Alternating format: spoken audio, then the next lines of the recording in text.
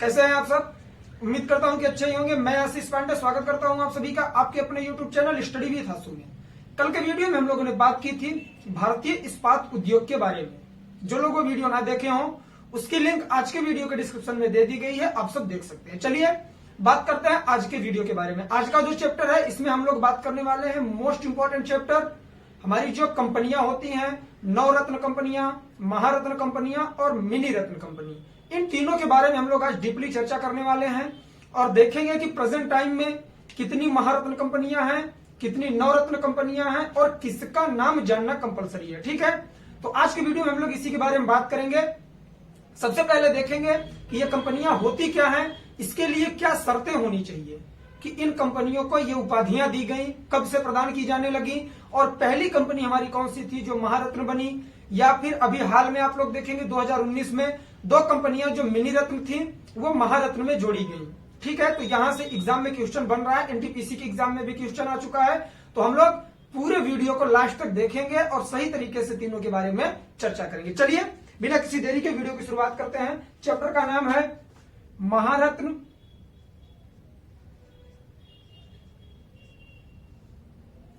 और नवरत्न तथा मिनी रत्न कंपनियां। ठीक, इसमें देखेंगे कि कौन सी कंपनी को सबसे ज्यादा वरीयता प्रदान की गई है, किसे सबसे कम वरीयता दी गई है और कौन प्रेजेंट टाइम में सबसे ज्यादा कार्य कर रहा है। चलिए बात करते हैं।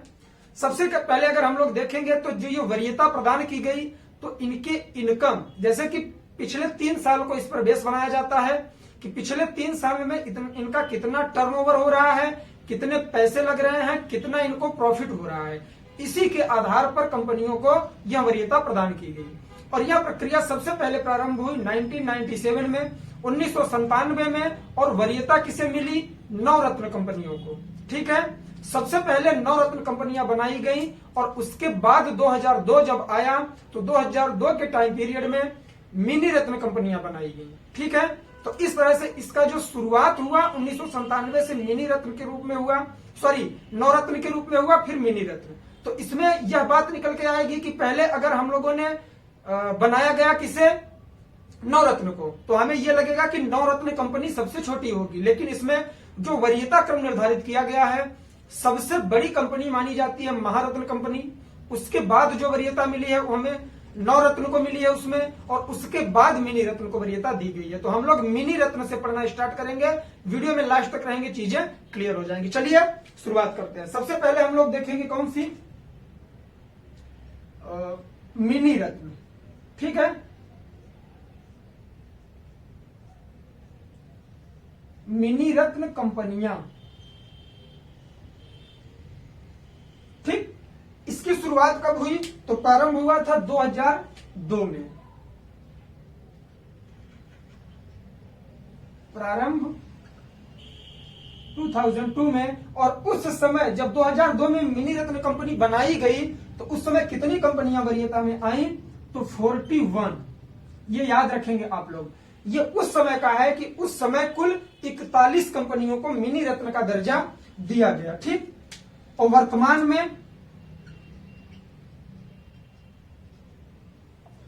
मतलब 2021 की बात कर रहे हैं हम लोग, क्योंकि 2020 के दिसंबर तक का ये डाटा मैं आप लोगों को बताने वाला हूं। ठीक है, वर्तमान में कुल इसकी संख्या हो गई है 73, लेकिन इसमें भी श्रेणियां बना दी गई हैं, 2 श्रेणियां बनाई गई हैं। ठीक,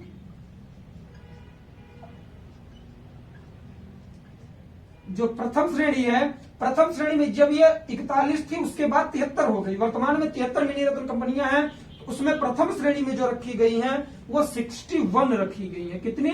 61 कंपनियां मिनी रत्न के तहत प्रथम श्रेणी में रखी गई हैं। और जो द्वितीय श्रेणी है,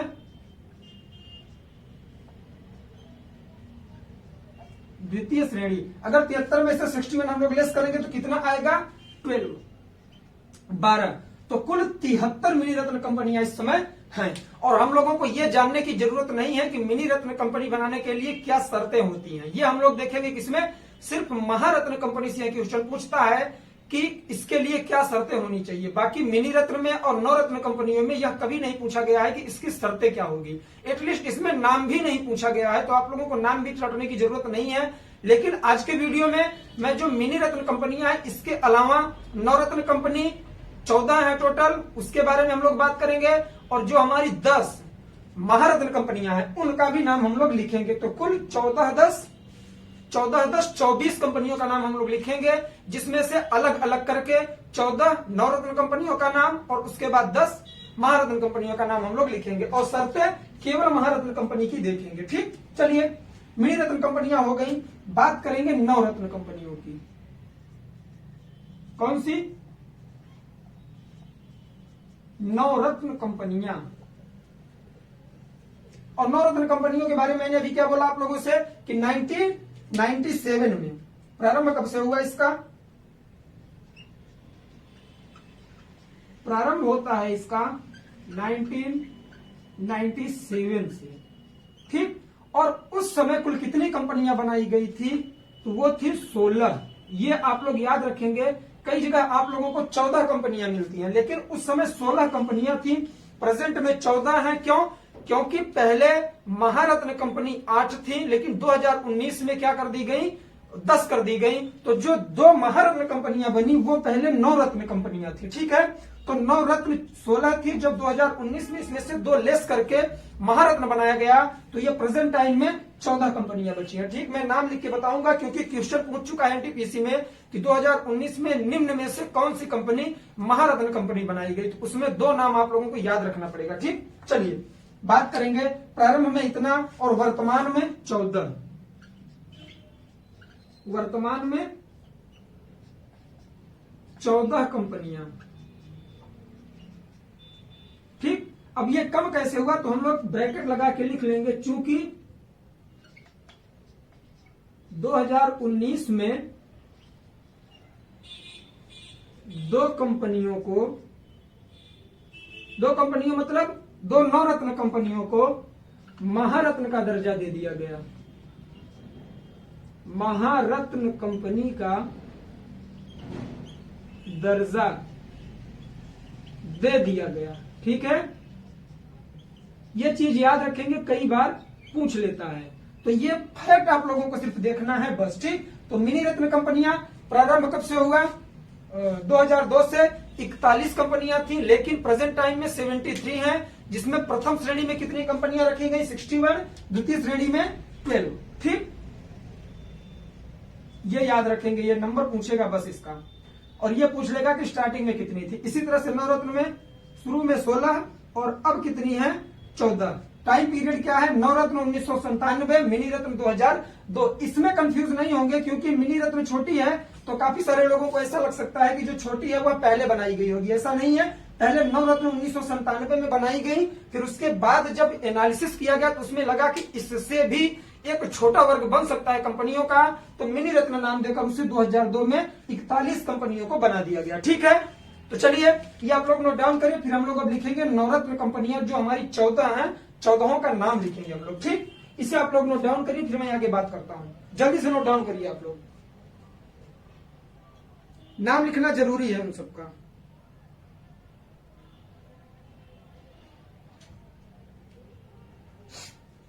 ठीक है, चलिए आई होप कि आप लोग इसे नोट डाउन कर चुके होंगे, स्क्रीनशॉट ले चुके होंगे। आइए अब बात करेंगे नवरत्न कंपनियां कौन कौन सी हैं, उनका नाम हम लोग देख लेंगे। वैसे इसका भी नाम देखना जरूरी नहीं है, लेकिन मैं जहां तक समझता हूं कि अगर ऑप्शन में पूछ लिया तो आप लोग क्वेश्चन छूटे ना आपका।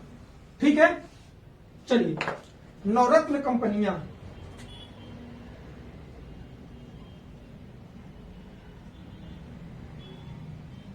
चौदह नवरत्न कंपनियां कौन कौन सी हैं, नंबरिंग करके हम लोग लिखना स्टार्ट करेंगे।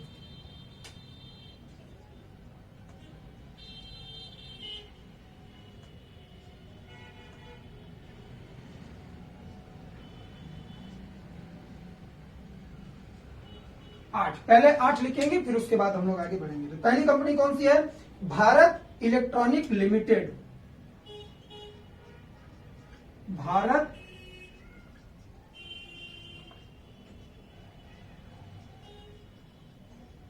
Electronic limited.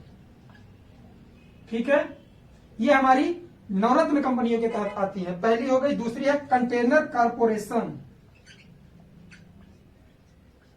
Container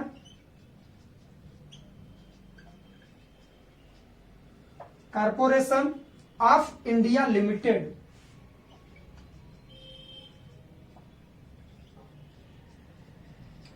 India limited हम लोग लिख रहे हैं नवरत्न कंपनियां, ध्यान रखेंगे। तीसरी है हमारी इंजीनियर्स इंडिया लिमिटेड,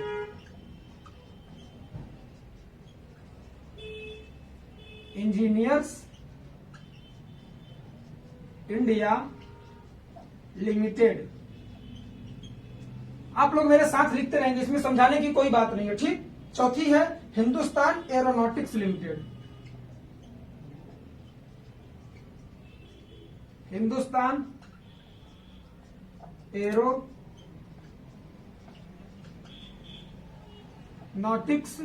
लिमिटेड। ठीक है, चलिए पांचवी कौन सी है? महानगर टेलीफोन निगम लिमिटेड, महानगर टेलीफोन, महानगर टेलीफोन निगम लिमिटेड, निगम लिमिटेड। ये सब कंपनियों के नाम है। आपको ये जानने की जरूरत नहीं है कि ये कब बनाई गई, क्यों बनाई गई। ठीक, सिर्फ नाम आप लोगों को याद रखना है। छठवीं है national aluminium company, national aluminium company limited. ये सब कंपनियां ऐसी होती हैं जिनमें सरकार का भी कुछ शेयर लगाया जाता है और निजी सेक्टर का भी शेयर इसमें होता है। ठीक। सातवीं है NBCC India limited, NBCC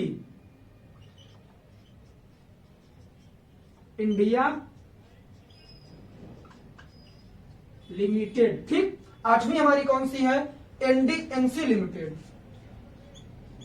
NDMC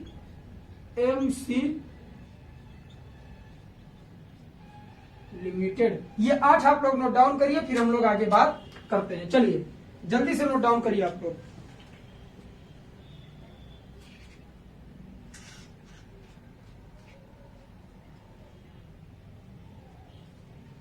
सिर्फ याद करना है आप लोगों को, चीजें लिखकर याद कर लीजिए, इसमें समझाने वाली कोई बात ही नहीं है। ठीक।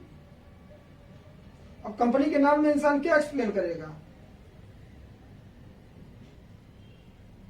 ठीक है, नोट डाउन करिए फटाफट आप लोग।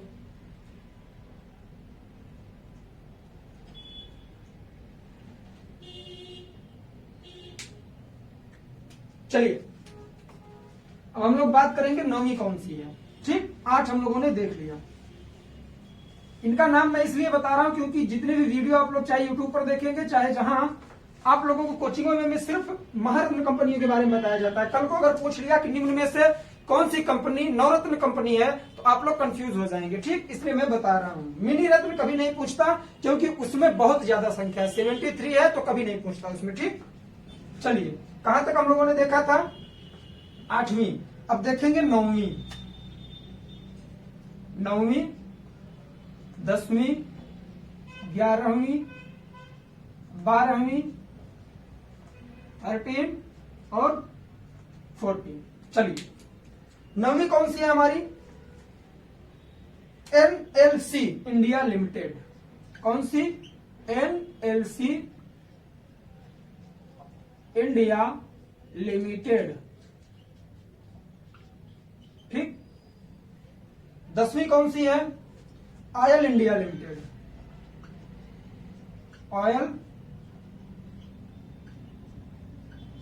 India limited. अभी आप लोगों को महारत्न में भी ऑयल इंडिया कॉर्पोरेशन लिमिटेड मिलेगा। ठीक। 11वीं power finance corporation limited, power finance, power finance corporation limited, corporation limited. 12वीं कौन सी है? राष्ट्रीय इस्पात निगम लिमिटेड, राष्ट्रीय इस्पात निगम लिमिटेड। ठीक है, आगे बढ़ेंगे हम लोग। 13वीं कौन सी है?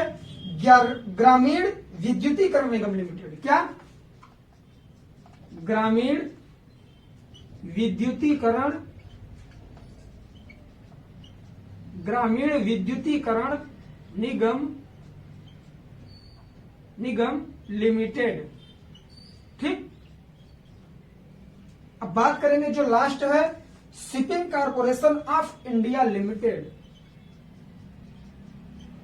Shipping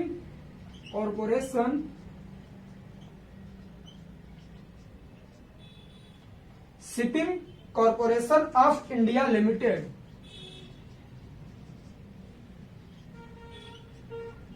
India limited. ठीक, ये हमारी 14 कंपनियां हो गई। कौन सी? मिनी रत्न की, सॉरी नवरत्न की। अब हम लोग बात करेंगे महारत्न कंपनी के बारे में, और सबसे पहले देखेंगे कि उस महारत्न नौ कंपनी बनने के लिए क्या शर्तें होनी चाहिए। वो कंपलसरी है, कई बार एग्जाम में पूछ चुका है कि उसकी वार्षिक आय कितनी होनी चाहिए, या उसकी प्रॉफिट उसका कितना होना चाहिए, शुद्ध लाभ कितना होना चाहिए, पूरी संपत्ति कितनी होनी चाहिए। ये सब हम लोग बात करने वाले हैं। चलिए मैं रफ कर रहा हूं। अब हम लोग बात करेंगे महारत्न कंपनियां, और सबसे पहले देखेंगे महारत्न कंपनी के लिए आवश्यक शर्तें। ठीक, क्या देखेंगे? महारत्न कंपनी के लिए आवश्यक शर्तें, आवश्यक शर्तें। तो इसमें हम लोग क्या करेंगे, नंबरिंग करके लिखेंगे। 6 कंडीशन रखी गई है कि अगर उन 6 कंडीशन को कोई भी कंपनी फॉलो कर रही है तो उसे महारत्न कंपनी का दर्जा दिया जा सकता है। उदाहरण के तौर पर 2019 में 2 कंपनियों को मिनी रत्न से महारत्न की कंपनी बना दिया गया। क्या बोला मैंने? मिनी रत्न से महारत्न कंपनी बनाया गया। तो जो पहली सी कंडीशन आएगी वो यही होगी कि कोई भी कंपनी अगर महारत्न कंपनी बनने वाली है तो सबसे पहले उसे मिनी रत्न कंपनी होना चाहिए, सॉरी नवरत्न कंपनी होना चाहिए। ठीक, तो पहला पॉइंट हम लोग लिखेंगे कि नवरत्न कंपनी का दर्जा उसे प्राप्त हो। क्या?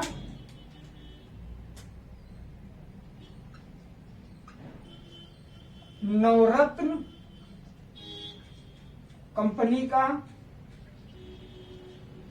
दर्जा प्राप्त हो, मतलब प्रेजेंट टाइम में अगर वह नवरत्न कंपनी है तभी वह महारत्न कंपनी में कन्वर्ट कर दी जा सकती है, वरना नहीं बनाई जा सकती। डायरेक्ट मिनी रत्न कंपनी को महारत्न कंपनी नहीं बनाया जा सकता। ठीक है, दूसरा पॉइंट आता है मोस्ट इंपोर्टेंट। क्या है?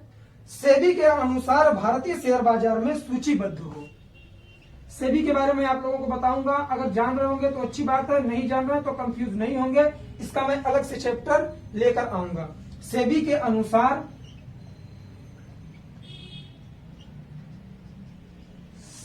अनुसार भारतीय शेयर बाजार में सूचीबद्ध हो। क्या हो? भारतीय शेयर बाजार में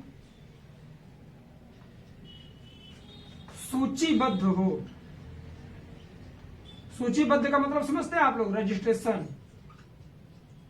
मतलब कि जो हमारी भारतीय शेयर बाजार है, इंडियन शेयर मार्केट, उसमें इसका रजिस्ट्रेशन होना चाहिए, तभी वह कंपनी क्या महारत्न कंपनी बन सकती है। ठीक, थर्ड पॉइंट लिखेंगे। अब यहां से आती है उसके इनकम, टर्नओवर और उसके प्रॉफिट, साथ ही टैक्स कितना पे कर रहा है, वो जो कंडीशन रखी गई है। क्या है? पिछले 3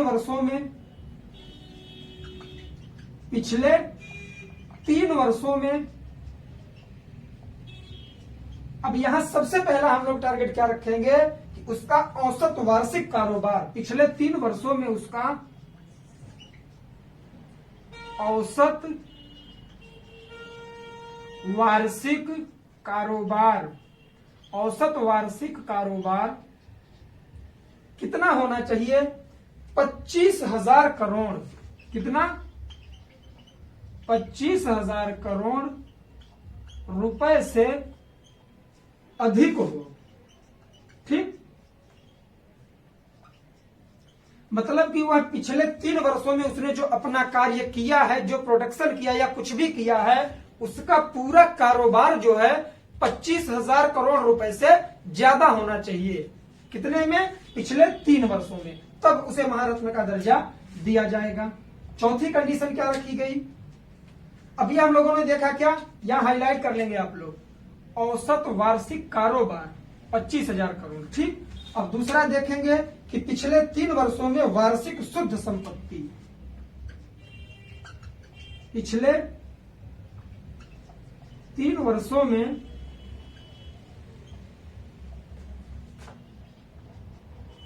औसत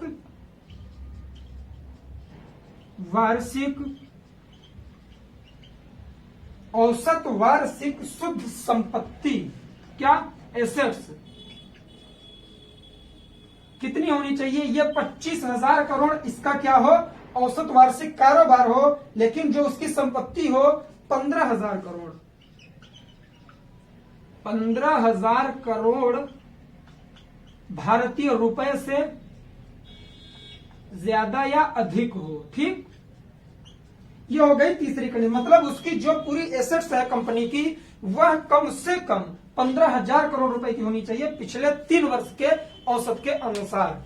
ठीक, क्लियर? चलिए बात करेंगे 5वें पॉइंट के बारे में। 5वां पॉइंट कहता है इसका कि औसत वार्षिक शुद्ध लाभ। अब शुद्ध लाभ के बारे में बात करेंगे। इसमें भी क्या टारगेट है? पिछले 3 वर्षों का औसत वार्षिक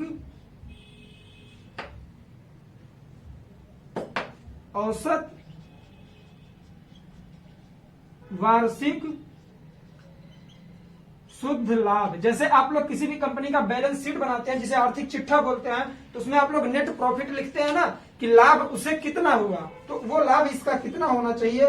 कम से कम 5,000 करोड़, 5,000 करोड़ रुपए से ज्यादा।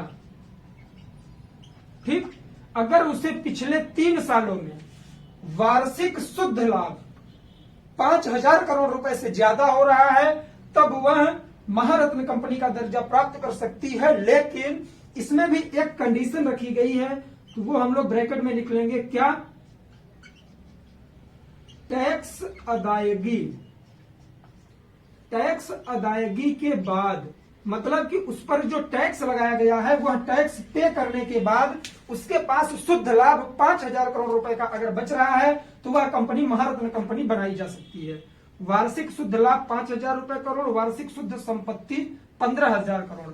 तो ये 3 पॉइंट है, याद रखेंगे। कारोबार पिछले 3 साल में उसका कारोबार 25,000 करोड़ रुपए से ज्यादा हो, और पिछले 3 साल से उसकी संपत्ति 15,000 करोड़ से ज्यादा हो, और पिछले 3 साल में उसका जो नेट प्रॉफिट हो, जिसे शुद्ध लाभ बोलते हैं, वह कम से कम कितना? 5,000 करोड़ रुपए होना चाहिए। बट उसमें एक कंडीशन है कि टैक्स पे करने के बाद अगर इतना ही लाभ हो रहा है तो भी वरीयता नहीं मिलेगी। टैक्स पे कर देने के बाद अगर इतना बच रहा है, तब उसे हम लोग महारत्न कंपनी के दर्जे में रख सकते हैं। ठीक है, चलिए 6वां पॉइंट मोस्ट इंपॉर्टेंट क्या है? वैश्विक स्तर पर महत्वपूर्ण उपस्थिति हो। क्या? वैश्विक स्तर पर महत्वपूर्ण उपस्थिति, महत्वपूर्ण उपस्थिति हो, या अंतरराष्ट्रीय संचालन होना चाहिए, या अंतरराष्ट्रीय संचालन हो। ये अब कैसी कंपनी हो गई?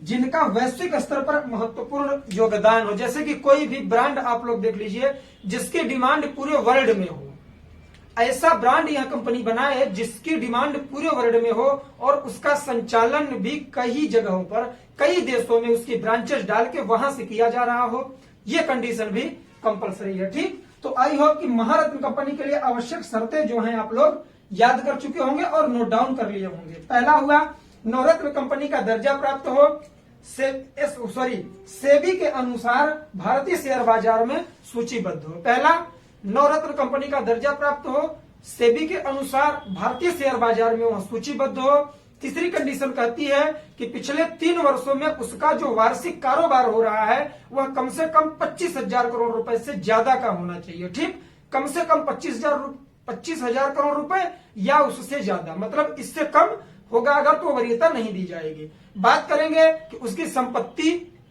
तो पिछले 3 वर्षों में उसकी औसत वार्षिक संपत्ति जो है वह कम से कम 15,000 करोड़ रुपए से ज्यादा की होनी चाहिए।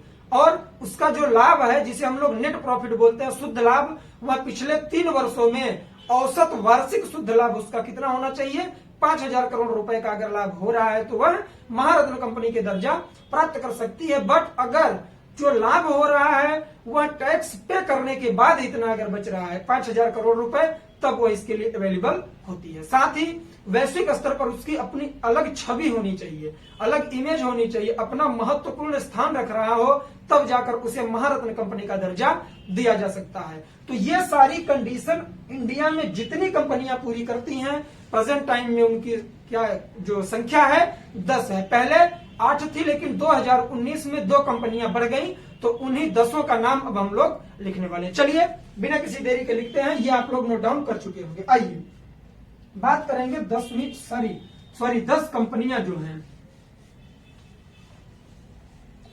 कोई भी चीज हार्ड नहीं है, वीडियो भी देख रहे हैं, ज्यादा बड़ा नहीं होगा, लेकिन चीजें एकदम क्लियर हो जाएंगी आपके लिए।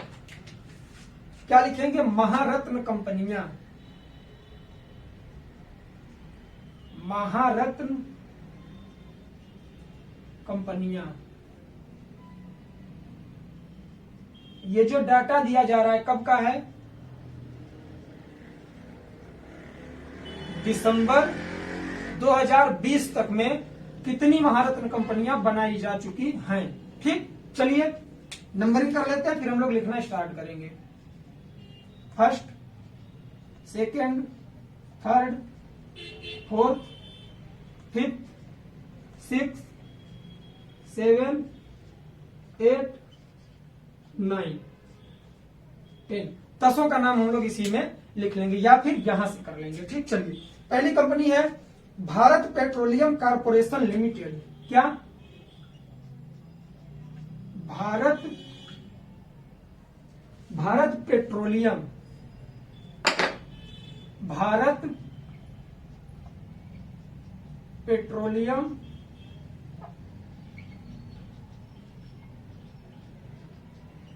Corporation limited.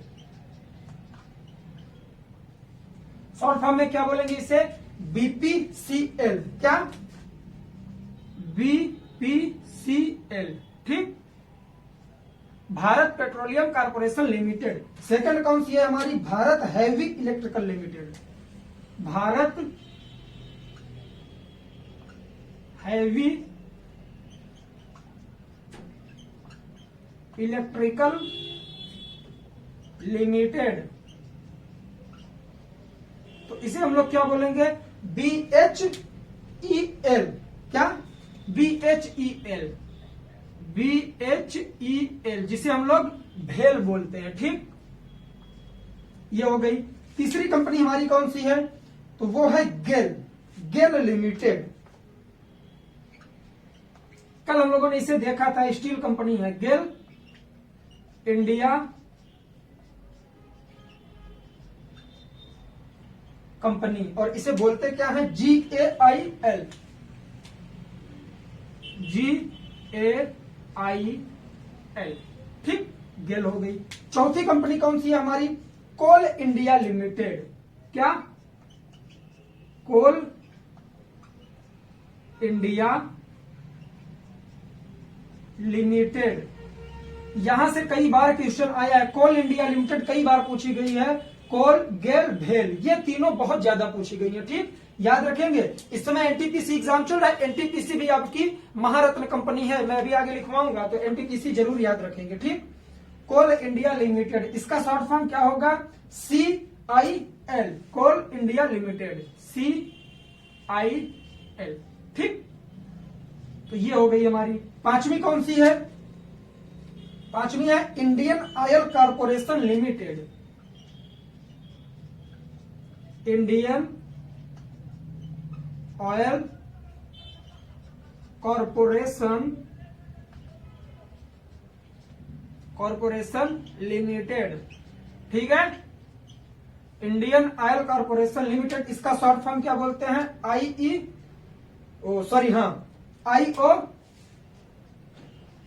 IOCL corporation limited, या कहीं कहीं आप लोगों को IOL लिखा मिलेगा। ठीक, तो जैसा भी मिलेगा यही होगा इसका।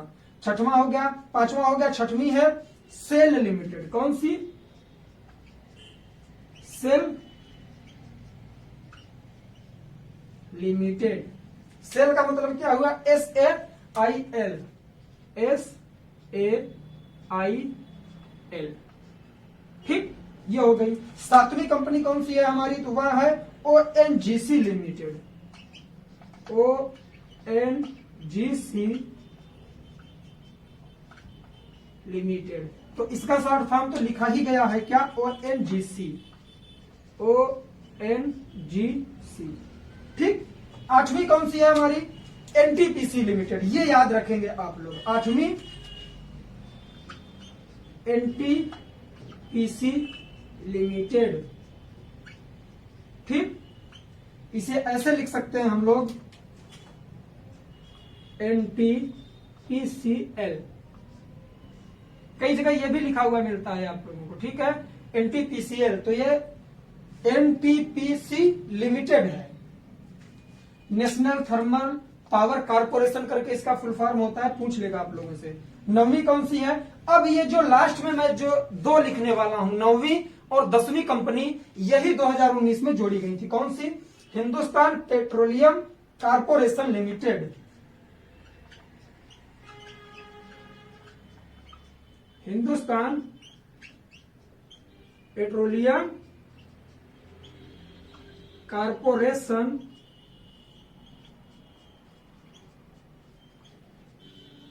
लिमिटेड। ठीक, इसका शॉर्ट फॉर्म क्या होगा? HPCL। HP हिंदुस्तान से H, पेट्रोलियम से P, कॉर्पोरेशन से C, L से लिमिटेड से L, तो HPCL, HPCL।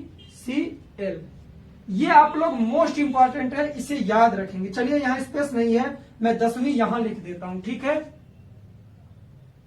10वीं कंपनी मैं यहां लिख देता हूं, परेशान होने की जरूरत नहीं है आप लोगों को। ऐसे करके ब्रैकेट में लिख देंगे हम लोग। 10वीं कंपनी कौन सी है हमारी? 10वीं है हमारी power grid corporation of India limited. कौन सी? Power grid corporation of India,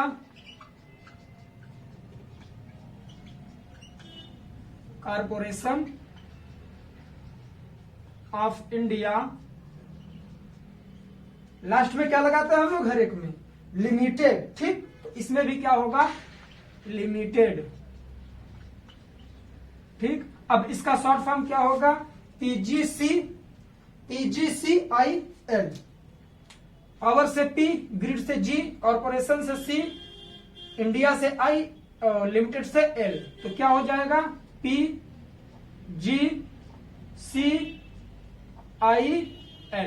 ठीक, PGCIL। तो ये आप लोग याद रखेंगे, मैं इसे ब्रैकेट में कर देता हूं। HPCL, PGCIL, ये दोनों कंपनियां 2019 में जोड़ी गई हैं। पहले यह नवरत्न कंपनी थी, अब इन्हें महारत्न कंपनी बना दिया गया है। ठीक, तो ये सारी कंपनियां थी, और इससे रिलेटेड जो इसकी शर्त होती थी मैंने लिखवा दी है। अगर आप लोग किसी भी एग्जाम में जाएंगे तो आप लोगों से कभी, इस बात की मैं गारंटी लेके कह सकता हूं कि न तो आप लोगों से मिनी रत्न कंपनी का नाम पूछेगा, न उसके लिए क्या शर्तें होनी चाहिए वो पूछेगा, और ना ही आप लोगों से नवरत्न कंपनी की शर्तें पूछ सकता है।